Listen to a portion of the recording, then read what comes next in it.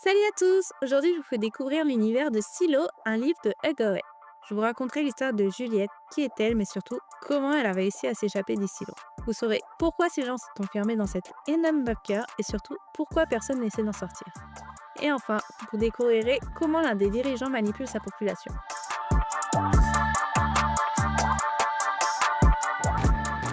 Mais avant ça, laissez-moi vous expliquer quelques petites règles à respecter au sein du Silo 18. Silo nous emmène dans un univers post-apocalyptique 200 ans après qu'un événement mystérieux ait détruit toute trace de civilisation. Nous sommes maintenant en l'an 2345, où des milliers de personnes vivent dans 50 silos. Le Silo 18, comme les 49 autres, a été construit entièrement sous terre. Il comporte 144 étages, et chaque étage a sa propre fonction. Dans les étages du haut, on peut par exemple y trouver la mairie, la salle des communications, ou encore le poste de shérif. Mais aujourd'hui, ce qui va nous intéresser, c'est la cafétéria. À la cafétéria, on dispose d'une grande télévision. Et cette télévision, elle ne va pas retransmettre n'importe quoi. Elle va retransmettre les images filmées par les caméras extérieures. Vous l'aurez compris, vous pouvez tranquillement vous asseoir et admirer le paysage terne et détruit du monde. Mais comment les caméras continuent-elles de fonctionner depuis 200 ans et sont-elles toujours aussi propres ? N'oublions pas que l'air y est irrespirable et qu'il y a beaucoup de toxines dans l'air. Eh bien, le silo, il a une solution toute trouvée, les nettoyeurs. Les nettoyeurs, qu'est-ce que c'est ? Eh bien, prenons Alison par exemple. Alison est une femme brillante et intelligente. Elle est mariée et amoureuse. En apparence, elle a tout pour être heureuse.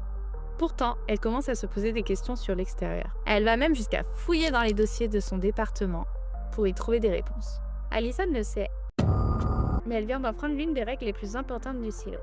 Et oui, ici, il est interdit de se poser trop de questions sur l'extérieur. Et son envie de tout savoir et de découvrir le monde, ça va arriver aux oreilles de son supérieur. Alors Alison, on va pas juste lui mettre un mot d'avertissement, non. Alison, on va la condamner au nettoyage. Elle va enfiler une combinaison qui sera étanche 15 minutes et elle ira nettoyer les caméras de l'extérieur. Et malheureusement, vous l'aurez peut-être compris, mais Alison ne reviendra jamais.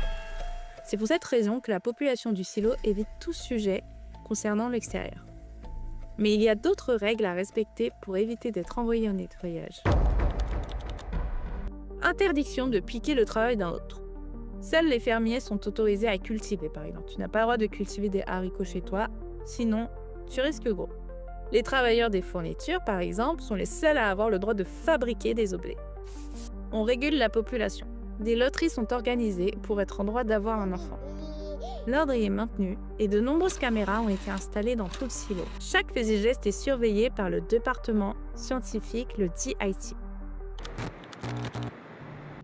Le DIT, ou département IT, c'est le département scientifique et technologique qui fabrique ces fameuses combinaisons, ou encore qui surveille le silo. Le DIT, il est dirigé par Bernard. Et le chef du DIT, Bernard, c'est pas n'importe qui. C'est le seul du silo 18 qui est au courant que d'autres silos existent. Et oui, les habitants du silo ne sont pas au courant qu'il y a d'autres personnes à part eux. Sa mission à lui, elle est simple, garder le secret. Et pour garder le secret, Bernard, il a sa propre méthode. Et pour ça, il va maintenir la peur. Pour contrôler la population, Bernard, il va envoyer tous ses opposants au nettoyage. Le moindre écart, tu jartes. Bien sûr, tout ça, c'est dans l'ombre la plus totale. Car Bernard, il sait au fond de lui que le vrai dirigeant, c'est le maire. Ou la mère ici. Et une décision de la mère va particulièrement contrarier Bernard. La mère décide de nommer un nouveau shérif étant donné que le dernier a été envoyé à l'extérieur. Parce que je ne vous l'ai pas dit, mais le mari d'Alison, c'était le shérif du silo. La mère, elle vise une jeune femme. Une jeune femme qui travaille aux machines dans les étages les plus bas du silo, le 144e. Sauf que Bernard, il n'est pas d'accord avec cette décision.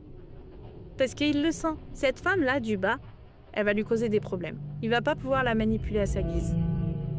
Et puis lui, il a déjà un candidat manipulable, du nom de Binks. Mais la mère, elle en a marre, parce que c'est souvent lui qui a le dernier mot. Faut savoir que le chef du DIT et la mère, ils sont censés travailler ensemble pour le silo. Elle nomine quand même sa candidate comme shérif. Alors Bernard, il est furieux. Du coup, il va prendre une décision Il va empoisonner la gourde du maire. Rien que ça. Bernard, il passe pas par 4 chemins. Si quelqu'un le gêne, il règle ça en toute discrétion.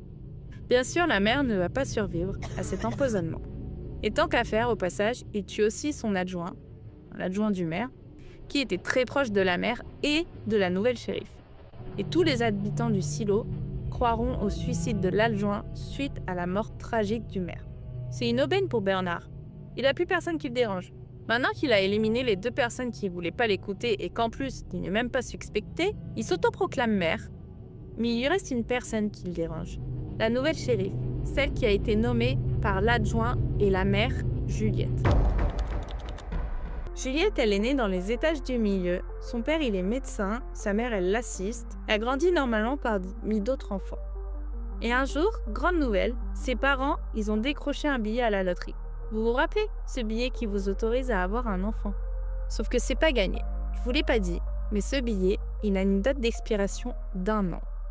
En gros, la mère de Juliette, elle a 1 an pour tomber enceinte, sinon, ça passe à quelqu'un d'autre. Et soulagement, pour leur plus grand bonheur, Jacob voit le jour. Malheureusement, Jacob, il naît avec une maladie et il n'y survivra pas. C'est un choc pour toute la famille et en particulier pour la mère de Juliette. Elle va pas supporter et quelques temps plus tard, elle va mettre fin à ses jours. Pour Juliette, c'en est trop. Trop de souvenirs la ramènent à son frère et à sa mère décédée. Et c'est ainsi que Juliette, à 14 ans, elle décide de devenir apprentie aux machines. Elle descend donc dans l'étage le plus bas du silo, le 144, et devient une experte dans le domaine de la maintenance des machines. Quelques années plus tard, Juliette, elle a 34 ans, et la mère et l'adjoint sont descendus exprès pour lui proposer le poste de shérif. Alors Juliette, elle accepte. Elle se dit que c'est l'occasion d'améliorer les conditions de vie de ses collègues qu'elle considère comme sa grande famille. Mais c'était sans compter l'opposition de Bernard, le chef du DIT. C'est ainsi qu'elle se retrouve dans les étages du haut, loin de ses amis, sans la mère et l'adjoint qui l'ont recrutée. Juliette, elle prend son rôle à cœur, et elle enquête avec son nouvel adjoint, Billings. Vous savez, celui que Bernard voulait nommer comme shérif. Ils enquêtent donc tous les deux sur le meurtre de la mère empoisonnée. Très vite, elle fait le rapprochement avec Bernard, et en parallèle de son enquête, elle va faire la rencontre de Lucas, un travailleur du DIT. Juliette et Lucas, ils vont adorer discuter ensemble. Tous les soirs, ils vont se rejoindre à la cafétéria devant le grand écran et ils vont discuter des étoiles. Juliette, elle veut pas entamer une relation tout de suite. Elle est trop concentrée sur son enquête contre Bernard et son rôle de shérif. Un matin, Juliette, elle ouvre ses mails et elle va lire celui d'un ami, Scotty. Scotty, il était aux machines avec elle quand ils étaient plus jeunes, mais il a été recruté rapidement par le DIT. Et là, c'est la révélation. Les combinaisons, qui n'ont pas évolué depuis 200 ans, sont en fait défectueuses. Ça, elle le savait. Mais ce qu'elle ne savait pas, c'était que les fournitures utilisées pour fabriquer les combinaisons soient volontairement de mauvaise qualité. Elle a à peine le temps de digérer l'information que Billings entre dans son bureau et l'arrête pour le meurtre de Scotty. Oui, vous avez bien entendu, Scotty le pauvre est lui aussi mystérieusement décédé. Alors elle comprend tout de suite que c'est Bernard le responsable. Elle fait le lien avec toutes les autres affaires et assise dans sa cellule, elle se dit « C'est bon, j'en sais trop, c'est fini pour moi ». Eh bien non, Juliette, elle est renvoyée aux machines. Là-bas, elle retrouve tous ses amis, sa grande famille, qui sont heureux et la prennent dans ses bras. Mais Juliette, elle est plus comme avant. Elle en sait trop, elle se pose 1000 questions et elle va en parler autour d'elle. Et quelle est la règle la plus importante du silo ? Ne jamais parler de l'extérieur. Le lendemain, le nouveau shérif, qui n'est autre que Billings, débarque dans leur cantine. Et là, elle est de nouveau arrêtée. Billings, il s'excuse, il aimait bien Juliette et il voulait pas devenir shérif de cette façon. Juliette, elle est de nouveau enfermée dans sa cellule et elle attend. Billings débarque et il lui donne un petit mot. Il lui dit que ce mot, il vient de quelqu'un des machines, un ami à elle. Et ce mot, je m'occupe de tout. Une deuxième journée passe et cette fois, ça ne fait plus aucun doute, elle a enfilé sa combinaison. C'est son heure. Elle va dans le sas, elle pose un pied à l'extérieur et contemple le paysage qu'elle ne pouvait voir qu'à travers la télévision de la cafétéria. Alors Juliette, elle va pas se faire chier à nettoyer les caméras. Elle fera pas plaisir à Bernard ou aux habitants du silo. Elle décide d'aller sur la colline qui est visible depuis la cafétéria.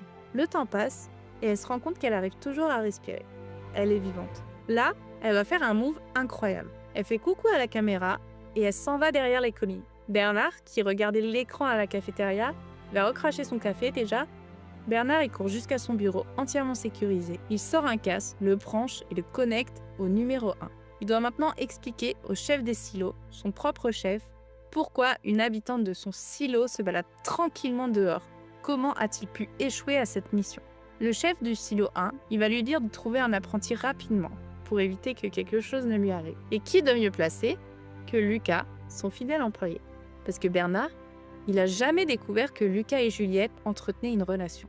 Juliette, de son côté, elle traverse un champ rempli de cadavres. Elle grimpe sur une colline qui ressemble à la sienne et elle aperçoit un silo. Parce que ce silo, il est un peu différent du sien parce que le sas, il est ouvert. Elle entre et fait la rencontre de Jimmy. Il lui explique qu'il est tout seul, que tout le monde est mort depuis 30 ans. Juliette, elle se rend compte que le silo 17 dans lequel elle vient d'atterrir, c'est exactement le même que son silo.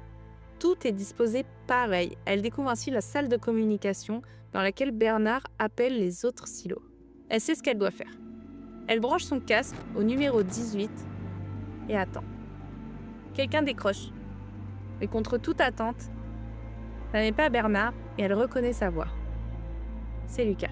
Alors Lucas et Juliette, ils vont discuter comme ça pendant des semaines dans le secret le plus total du silo 18 et surtout de Bernard. Un jour, Juliette, elle décide d'appeler Lucas et c'est un rire diabolique qui l'accueille. Bernard. Elle comprend très vite que Lucas a été démasqué et qu'il va être envoyé au nettoyage. Alors elle prend une décision, elle va fabriquer une couverture de survie dans l'espoir de sauver Lucas et le jour J, elle se dirige vers le silo 18. L'heure est arrivée, elle attend, le sas s'ouvre, mais personne ne sort. Ça fait déjà plusieurs heures qu'elle est dehors et elle comprend. Elle se fait piéger. Elle n'aura pas assez d'oxygène pour retourner au silo 17, elle est obligée de se rendre. Elle finit par rentrer dans le sas et c'est là qu'elle le voit. Alors elle voit pas son visage à travers la combinaison, mais elle se jette dans les bras de Lucas. Le sas se ferme, Lucas la repousse et des flammes jaillissent. Alors elle va se cacher sous sa couverture de survie. Après des minutes de chaleur, tout s'arrête et elle voit le corps fondu de Lucas. Elle s'approche en pleurs, dévastée d'avoir perdu celui qu'elle aime. Puis, en s'approchant de plus en plus, elle voit son visage à travers le casque. C'est pas Lucas, c'est Bernard. J'espère que cette histoire vous aura plu. Donnez-moi vos hypothèses sur qui a envoyé Bernard dans le sas. C'était le silo tome 1. Sachez qu'il y a un tome 2 que j'ai aussi lu, qui va raconter les origines, qui va aussi raconter l'histoire de Jimmy, celui que Juliette rencontre dans le silo 17. J'ai aussi découvert qu'il y avait une série qui avait été créée en 2023 sur ce livre. Je ne l'ai pas encore vue et je pense que je vais la commencer, mais si jamais vous l'avez vue, dites-moi ce que vous en pensez. Si jamais vous êtes intéressé par le tome 2, faites-le moi savoir, ou encore un autre roman. Je vous dis à la prochaine pour une future vidéo. Bye bye!